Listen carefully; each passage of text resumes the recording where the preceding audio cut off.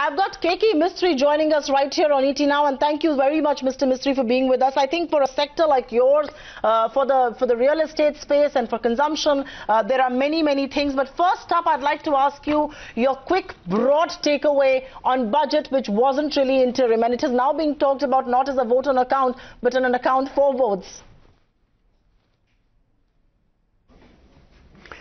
I think, first of all, though this was an interim budget, it took into account a whole host of issues which normally one would not see in an interim budget, so that was very positive.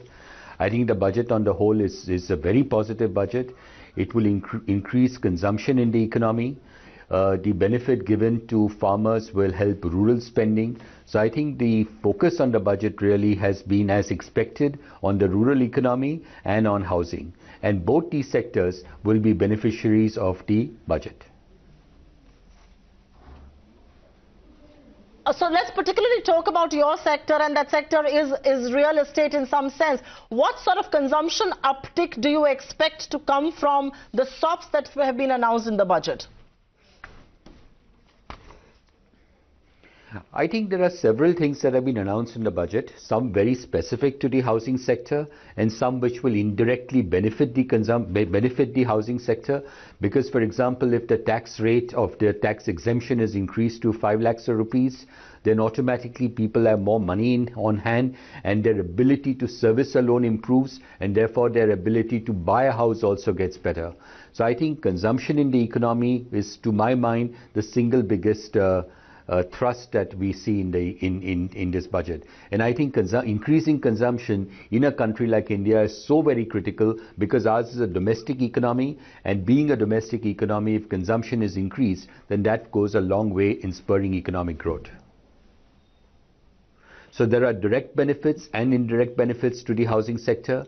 There are benefits that are given to property developers. So, for example, the finance minister had said that earlier there was a notional tax that was payable if a property was unsold for a year.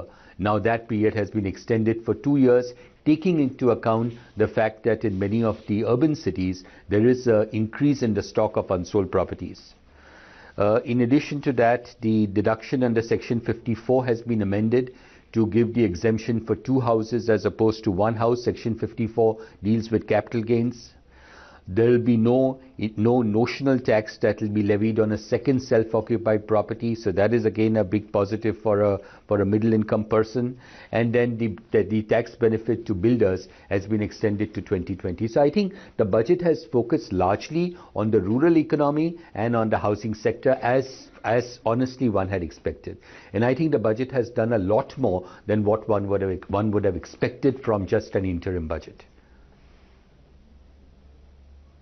Do you think this really could be the turning point for the Indian real estate sector per se? Because for the first time there is acknowledgement, there is a movement, and there is a policy which seems to be favoring the real estate sector. I'm not talking about HFCs, but do you think this could be turning point for good quality real estate builders and for the real estate sector per se? It will be a turning point. It will certainly give a boost to the real estate sector in the country, particularly the better quality developers.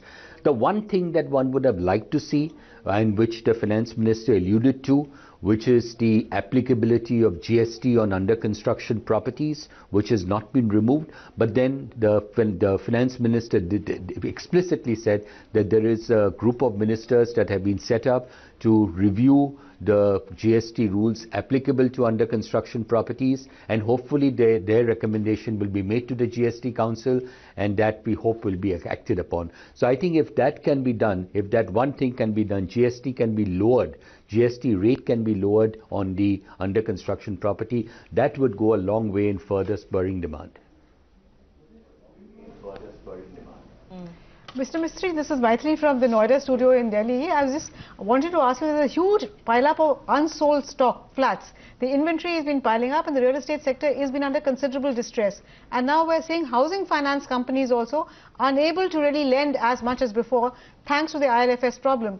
So do you think these SOPs will be enough to set the real estate sector kickstart once again? Because RERA, people are not very happy with RERA. So you have a whole host of new regulatory issues in the real estate sector. So will this be enough to bring down the unsold inventory? I think the point you must bear in mind is that the pile-up of unsold inventory is more the under construction properties. People today prefer to buy a property which is ready rather than buy a property which is under construction because of the applicability of GST. So if GST is removed, that would go a long way in increasing the demand for under construction properties, which obviously means that the stock of unsold properties would go away. But this is a step in the right direction. It will definitely facilitate more sales, because if the amount of income that is amount of money, the amount of funds that is available to an individual to service a loan increases, which happens when the tax exemption limit is increased to 5 lakhs rupees, that itself will go a long way in enabling a person to take a higher amount of loan and therefore be eligible to buy a property. KK, before I let you go, a quick word on what was supposed to be the focus and the mainstay of Budget 2019, and that was supposed to be the agriculture sector. The scheme that has been announced, 6,000 rupees, which is going to benefit largely 10 crore farm families in India, amounts to about 500 rupees a month. Is that going to be enough, and will that really alleviate the stress on India's farms? Well, I certainly think it's a step in the right direction, because if there is more money or there is some money that is being paid to the farmers, that to a great extent reduces the stress that they are facing. Maybe it takes it away from many of them. It helps in consumption. It improves consumption from the rural economy, and that would go a long way in giving an economic thrust to the entire economy. KK, really appreciate your time and thank you for your thoughts.